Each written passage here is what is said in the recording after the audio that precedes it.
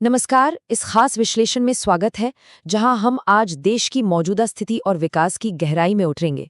यहाँ हम सिर्फ कच्चे आंकड़ों की बात नहीं करेंगे, बल्कि उस पूरे सामाजिक राजनीतिक परिदृश्य को समझेंगे जिससे हमारी अर्थव्यवस्था और नीतियां आकार ले रही हैं। तो चलिए सीधे शुरू करते हैं। इस पूरी चर्चा को हम 3 बहुत ही सीधे और आसान हिस्सों में बांटकर समझेंगे। पहला, प्रमुख नेतृत्व, फिर मुख्य शासन संस्थान और आखिर में हाल ही के कुछ सबसे बड़े मील के पत्थर यानी माइलस्टोन्स। तो सबसे पहले हिस्से पर आते हैं और बात करते हैं उन प्रमुख चेहरों की जो आज राष्ट्रीय और राज्य स्तर पर सिस्टम को दिशा दे रहे हैं। यहाँ लीडरशिप का ये ढांचा देखना काफी दिलचस्प है। एक तरफ राष्ट्रीय स्तर पर प्रधानमंत्री नरेंद्र मोदी और राष्ट्रपति द्रौपदी मुर्मू हैं, जो समग्र राष्ट्रीय नीतियों को लीड कर रहे हैं।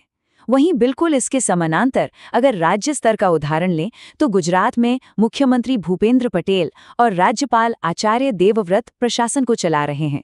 यह मैट्रिक्स दिखाता है कि एक नेशनल विजन और राज्य स्तर का एग्जीक्यूशन आपस में मिलकर कैसे काम करते हैं, जिससे अंततः बड़ी परियोजनाओं को गति मिलती है। चेहरों को समझने के बाद आइए दूसरे हिस्से की तरफ बढ़ते हैं, यानी वो कोर संस्थागत तंत्र जो हमारे वित्त और अर्थव्यवस्था को संभालते हैं। अब यहाँ पावर और कंट्रोल का एक बेहतरीन बैलेंस मौजूद है।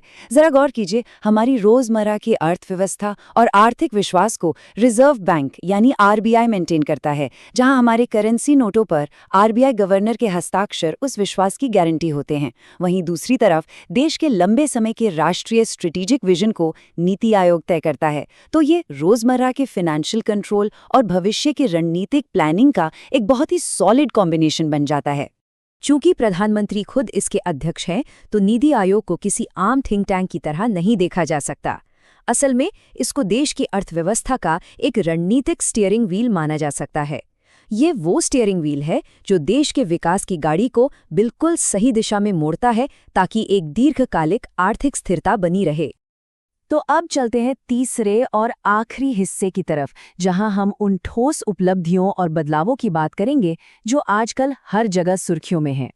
यहाँ एक बहुत ही ज़रूरी सवाल उठता है कि ये जो बड़े इंफ्रास्ट्रक्चर प्रोजेक्ट्स और ग्लोबल टेक शिफ्ट्स हो रहे हैं, वो असल में हमारी इकोनॉमी और सोसाइटी को कैसे बदल रहे हैं। क्योंकि ये सब सिर्फ न्यूज़ हेडलाइंस नहीं हैं, बल्कि आने वाले भविष्य की मजबूत बुनियाद है। इसका एक बहुत ही शानदार और जीता जागता उदाहरण सूरत डायमंड बोर्स है, जो गुजरात में स्थित है। ये कोई छोटी मोटी बिल्डिंग नहीं है। इस स्मारक ने अमेरिका के मशहूर पेंटागन को भी पीछे छोड़ दिया है और अब ये दुनिया की सबसे बड़ी ऑफिस बिल्डिंग बन चुकी है। ये भारत की बढ़ती आर्थिक ताकत और बिजनेस इंफ्रास्ट्रक्चर में एक इतना बड़ा निवेश है जो न सिर्फ नए रोजगार पैदा करेगा, बल्कि सीधे तौर पर हमारी लॉन्ग टर्म इकोनॉमी को मजबूत करेगा।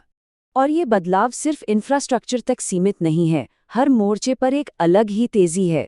आसमान में चंद्रयान-3 का सफल मून मिशन हमारी स्पेस और टेक पावर का एक ऐतिहासिक सबूत बन गया है। वापस जमीन पर आए तो आईपीएल क्रिकेट सिर्फ एक खेल नहीं रहा, बल्कि एक विशाल आर्थिक इकोसिस्टम बन चुका है। और अगर डिजिटल दुनिया की बात करें तो एलॉन मस्क द्वारा ट्विटर का एक्स में बदलना ये दर्शाता है कि ग्लोबल कम्युनिकेशन प्लेटफॉर्म्स कितनी तेजी से बदल रहे हैं। हर जगह एक नया मोमेंटम है। तो इस विश्लेषण को समेटते हुए एक अहम सवाल पर विचार करना जरूरी हो जाता है। एक तरफ हमारा मजबूत नेतृत्व है, दूसरी तरफ सुदृढ़ वित्तीय संस्थान और साथ ही चंद्रयान-3 या सूरत डायमंड बोर्स जैसे असाधारण माइलस्टोन्स हैं।